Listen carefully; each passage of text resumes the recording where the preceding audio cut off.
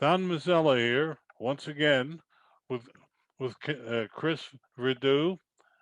Uh, he's bringing back memories because I grew up in a laundromat. My parents had two, but he's done something even more helpful to the environment, and he's here to tell us about it.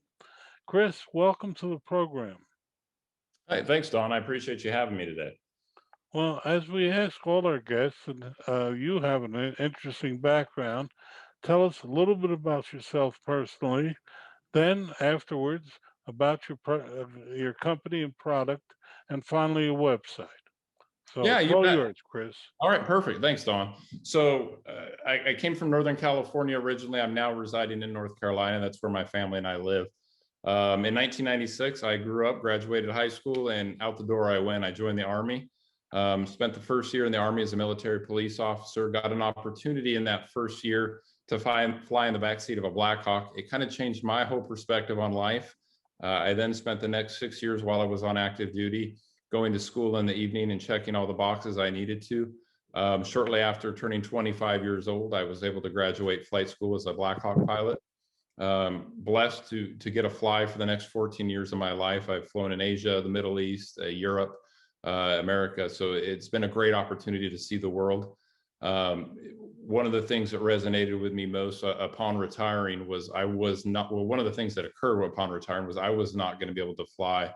I'm a disabled veteran now, and it's due to back and neck injuries. But the biggest impact I've taken away from the military is lung damage that I received over in Iraq. Unfortunately, when I was over there, they were disposing of trash. It was a war-torn country, and they were burning the trash in burn pits. And all of the toxins from that trash was going up into the skies. And that's where I spent all my days, was up in the skies flying around for a little over a year. So I sustained a lot of lung damage from that. I take medication for it, but it's a long lasting problem that will never go away. So after I retired, I had always had a vision to create a plastic free something. I didn't know what that something was. So we moved to North Carolina, retired. My wife and I had owned a brick and mortar paint and sip studio in North Carolina. We ran that for about 4 years. And during the the last year of that, I was teaching T-ball for my son, and my business partner now, Chris, uh, his son was in T-ball with us. We met there. We connected quickly. He was an entrepreneur like myself. He was in the e-commerce space. I was in the brick and mortar space. We connected quickly, and he was really looking to get out of what he was doing. He's been very, very successful. But he was looking for a brand that made a difference, and I was looking for a business that made a difference and an impact. We were running a lot of charities and events for kids with cancer and stuff like that with our other business. So I was happy, but I was also looking to figure out a way to eliminate plastic. And I had done that in my small business, but I wanted to make a national impact and really create awareness as well for the millions of veterans that are suffering from lung disease and issues, and ultimately there's been too many that have passed away from the burn pits. So as we linked up, we talked about, my issues that I had, and Chris said, well, let's come up with a concept of something that we can do on the e-commerce side that's plastic free. So when I was in Korea in 2001, they had a little laundry detergent / dryer sheet. It was kind of all in one. You could throw it in the washing machine and carry the whole thing over to the dryer and wash and dry. It didn't really work well, so found myself at the PX buying Good Laundry detergent. But it kind of sparked the idea of Sheets Laundry Club. And I said, when I was in Korea, we had this, yada, yada. He said, well, look into it and see what you can figure out. So Process told me that Kimberly-Clark had actually developed a laundry detergent sheet in 2012, but they never pursued actually taking it to market. So we were able to acquire an exclusivity agreement on the Kimberly-Clark patent, kind of took the requirements of the patent, and then we found a manufacturer that was able to manufacture a laundry sheet for us. That laundry sheet looks like this. So this is about the size of a postcard. It weighs almost next to nothing. It's equivalent to about 2 ounces of liquid detergent. We just dehydrate it and take the liquid out. So what that's allowed us to do is now put it in this cardboard box. So it's made out of a recycled box. It just opens right up, and right in there is 50 loads of laundry. This weighs a little less than a pound. So we've not only eliminated the plastic, but we've also reduced the carbon footprint for a shipping standpoint. When you're talking about putting things in semi trucks and or post trucks, this doesn't weigh anything, so it reduces the carbon footprint. So that was our goal. We launched out of Chris's garage, kind of a family and friends, in December of 2019. And then January of 2020, pre-COVID, I think it was kind of brewing over in China. We were reading about it. We didn't really know much about it, but we decided to launch anyway. So we launched in January of 2020, again, out of Chris's garage. The goal, we had bought 25,000 boxes. We kind of put everything together that we had, purchased 25,000 boxes, and the goal was to sell 25,000 boxes in the first year, and eliminate 25,000 plastic containers. Luckily, the demand was there for it. The market was there for it. And the product works well. We do a lot of efficacy testing. It outperforms, and it's equal to all the competition. So in the first 60 days, we sold out of our first 25,000 boxes. We're about 19 months in now. We've sold just over 250,000 boxes. But we've expanded the Sheets Laundry Club brand. We now have as well plant-based dryer sheets. So the dryer sheets are, a lot of people don't like dryer sheets because they're made on a plastic material. These are all plant-based out of cellulose. So these will biodegrade in the earth within 30 to 120 days. It's really dependent on the moisture content in the soil. But the benefit is it doesn't leave any toxins in the soil when it does biodegrade. It's completely safe. We've added scent boosters to our lineup as well, similar to some of the Downy Unstoppables and Gain Fireworks. They come in a cardboard tube. We have body soaps now. We have dish cleaners. So we've replaced the Dawn dish soap with a solid dish soap that works well. It cuts grease well. We've added deodorants. We've added a whole line of products. The demand has been overwhelming. It's been great. We've moved from a garage to a 22,000 square foot facility that we're quickly outgrowing. And it's been a great success story for us personally on what we've done in the plastic free movement. I mean, again, the goal was 25,000 in a year, and I think over 500,000 plastic containers in the first year is what we were able to eliminate. So we've really exceeded what we wanted to do. We've now partnered with One Tree Planted, so we're able to plant, trees and make donations to them and help plant trees. The goal here in August is to start planting a tree for every box of laundry sheets sold. We've kind of got our feet under us. We've got this figured out the best we can. I don't know that you ever figure it out, but we're in a position now where we can really start giving back a lot more. And again, it's been a whirlwind, but it's been amazing. And things have taken off rapidly, and we've had a lot of interest. So blessed to be where we're at. And if anybody's interested, sheetslaundryclub.com, you can check us out. Spell it out. Through. What's that? Spell Just it out. like on the shirt, Sheets, SHEETS, laundryclub.com. Okay. Yeah. Before you go any further, Chris, you've got to move the camera a little bit because that fan that's it. Perfect. You bet. Because it's distracting. I don't want them to distract from your message because it's so important. So let me stop and ask the question that every housewife will ask. Okay, I got 50 sheets. What will that cost me, and how does that compare if I bought Tide in the store? Yeah. So on our we're a subscription-based service. So you can buy one box of 50. You can get it delivered every month, every 2 months, every 3 months, whatever frequency fits your needs. If you're the person that does 50 loads of laundry a year, you can even get a box a year. So our subscription-based price is $13.99. It comes out to about 32 cents a load. We're just as comparable as the big box Tide laundry detergent. They range anywhere from 32 to 36 cents a load. The goal was to not, and it's a hard to do in the green space, but the goal was to not make you pay more to have a better product for the planet. That is the biggest hurdle anybody that goes into the green space is being able to provide a product at a cost that's affordable for the consumer.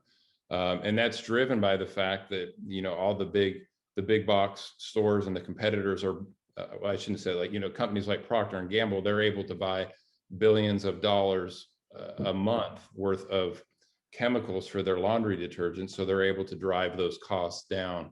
And ultimately, I mean, they're on average, they're 90% water inside those jugs. The rest of it's just the chemicals. So you're really buying the water. So we were able to figure out a way to drive the cost down to stay comparable. Even though our raw material cost is probably a little higher, it's a little bit tighter margin for us. The ultimate goal is to show the Procter and Gamble's, the Tide, the Gaines, that there is a demand for this laundry detergent, and if we affect their margins enough, that they will start, getting into the similar space and trying to get more sustainable, eco-friendly products as well.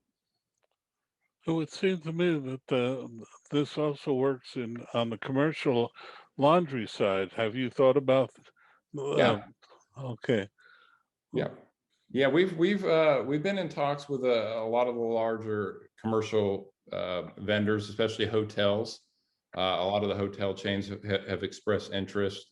Um, so again, in talks with those, we're in talks with several large companies right now, working through the deals right now to see what we can do for them that benefits both parties, that we can continue to grow.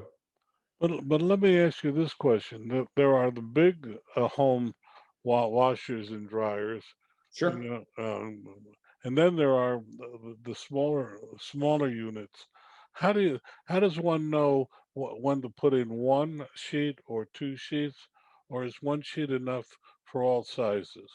So we explain it on the back with the instructions. We recommend, if you're doing an extra small load, believe it or not, we're learning as we grow. There's a lot of people, especially single people, that might only wash a very small load. We recommend, just you can cut it right in half with scissors. It's easy actually to tear in half. Do a half a sheet for an extra small load. For a small to large load, we just recommend one sheet. This is all, this isn't commercial. This is in your home type washing machine. Again, it's equivalent to about 2 ounces, which is um, close to a capful of liquid. We like to say, if you're doing the man size load, the extra large load like me, where I just dump the entire basket in the washing machine and see what we can do, we recommend 2 sheets for that. But on average, it's one sheet per load. Okay, is there any difference between doing a white load and a colored load? Absolutely not. It works just the same. Okay. But well, since this is Small Business Digest, the first question is, how did you sell your first 25,000? Yeah, so we did everything through social media. I mean, really, when we first started, it was all through Facebook. We just built some creatives that were effective on Facebook. We did a lot of testing, and just ran some marketing campaigns. They got a lot of shares. They got a lot of interest, a lot of positive comments. And the product works, and it works well. And that's what allowed us to grow. Was we didn't get negative feedback. We didn't get negative reviews. We got a lot of organic growth through that, and word of mouth. So ultimately, it started out with Facebook. We later, expanded to Pinterest, YouTube, a lot of other social channels. We've done some local network stuff on some TV stuff. That's real recent that we've been pushing that. But mostly social has been the biggest driving factor at this point. Well, if your product lives up to its uh, publicity, it seems logical, and it seems to be the case, and it seems to be something. About 20 years ago, somebody also introduced a similar product, but it never went anyplace. And I Yeah. can't tell you I remember having them on another program that I did 20 years ago, and but they didn't. So your growth plan, you've added all these other products. How do you sell these other products? By The, yeah, they're all through our website, and we're also on Amazon as well. But initially, I mean, the main marketing campaign and focus has always been the detergent sheet, and then the other factors is people come to the website, they're able to view all the products that we do carry. And to your point, yeah, the concept is not new. Um, the the formulation is new. The concept's been around for some time. Um, Using a chemist for a long period of time, and going back and trying formulas that were similar really to seventh generation. That's kind of how I love their brand. I love what they do. So for us, it was to kind of not steal their recipe, but use some of the same surfactants and look at some of the plant-based cleaning agents that they had used. So kind of following in their footsteps, and trying to provide a cleaning a product that would clean similar to theirs. That was always the goal. It was never to, we obviously, they have proprietary stuff that we don't know about. And likewise for us, but again, the goal was to use the main cleaning surfactants that all of the big box guys are using in their eco-friendly products. Tide has an eco-friendly detergent. So our goal was to use those chemicals, which are plant-based derived chemicals, in our sheet. And that's how we've been able to have a successful cleaning sheet. It wasn't just using synthetic chemicals. So there's, not to go too into the weeds, there's a heating process that occurs on this to dehydrate them. And probably 20 years ago, they didn't realize that certain enzymes and a lot of surfactants will lose a lot of their cleaning capability when they're heated. It actually kills a lot of enzymes above like 104 degrees, and these will get up to about 140 degrees. So we had to do a lot of testing, and go back to the engineers and figure out and make sure that the structure was the same on the liquid side before it's dehydrated that it was on the dehydrated side. And testing proved that, a lot of these enzymes and things like that, they would be completely ineffective once dehydrated. So we worked through that and made sure that, our enzymes and surfactants still had the same cleaning power, once they were dehydrated. Well, let me go sideways for a minute and ask you this question. You got this from Kimberly Clark. What what's to prevent them for you proving the concept and then they going out and developing their own product? Sure. Yeah, we have an exclusivity agreement signed with them, and they've been fabulous with us. They're not in the laundry space at all. They don't have any laundry products. But our exclusivity agreement, it allows us, with obviously we make a payment, but obviously, it allows us, not Kimberly Clark, not Procter, not anybody, as long as we meet our quota, what we're required to do, and meet our terms and conditions. Nobody, to include Kimberly Clark, can actually go back in there and use that patent because it's exclusive to us. Well, that's good to hear. It's just that Yeah, it's the David and Goliath. yeah, Lawyers have a way. I don't care how tightly you write an agreement. Lawyers have a way of always figuring out a way to get. sure. And we got to keep the blinders on. We stay focused. There is competition that's came out since us that is, we feel in direct violation of it. We're growing rapidly.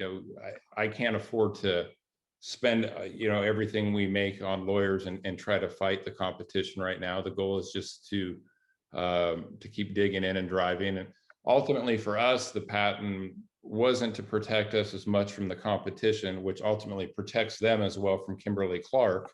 It was to protect us. So as we grew, that any of the big companies couldn't come in and say, hey, let's go buy this patent, or let's, and just shut these guys down and put it on the shelf and get rid of that concept. That was our biggest fear, was, we start to get some traction, and then, one of the big companies makes a purchase of this patent through Kimberly Clark and sends us a letter, cease and desist, and there's nothing you could do at that point. So we did our due diligence and made sure that we could cover ourselves in the event that this grew and took off, which it has. Well, that's good. Can you Yeah. show the packaging again and the for our audience? Yeah, so this is just a box. It's just a little pillow box is what we call it. It's kind of hard to open from the side, but it just opens right up. You can see all the sheets just kind of sit in there. It's about 2.5 inches thick, about 4 inches wide, and about 7 inches long. It's got the directions on the back, super easy to use. And like I said, they dissolve almost instantly. Well, they're white. Have you thought about printing on those sheets? No, and the reason behind that is you could put dye, you could change the colors. For us, it's ultimately about providing the cleanest um, cleaning product possible. And anytime you add dyes to it, you're adding a chemical to it. So there's for us, there's no need to add any additional chemicals, especially if they're not a plant-based or a safer chemical to the product. Just for looks. For us, it's about having a safe product in the home that performs. Well, I was thinking of it as an advertising media. To me, uh, On if the I actual, could, yeah, you could. We've played with it. You could print on them, but ultimately, it's more. It's gonna obviously cost. The cost would go up significantly. You'd have to have the machinery to print on that, as well as the ink, the labor. I don't know that again, in adding chemicals, but I don't know that printing on a sheet inside the box would benefit us, because you'll never see the sheet until it's actually sitting on your washing machine. And at that point, you've already got the box sitting there.